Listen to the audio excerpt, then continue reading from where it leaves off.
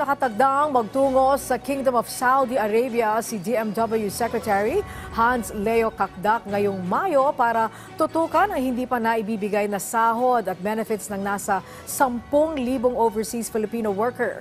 Dagdag pa ng kalihim, layon din ng naturang biyahe na mapatatag ang bilateral relations ng dalawang bansa, kung saan isa sa mga target na talakayin ay ang patas, ligtas at ethical na recruitment at employment ng OFWs. Pag-uusapin din, magiging usapin din ang hiling ng Saudi Arabia na karagdagang mga Pilipino manggagawa para sa kanilang Vision 2030 Development Program.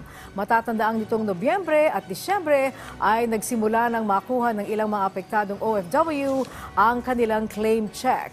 At umaasa si Kakdak na may bibigay ngayong ikalawang quarter ng 2024 ang ikalawang tranche ng bayad sa ating mga kababayan.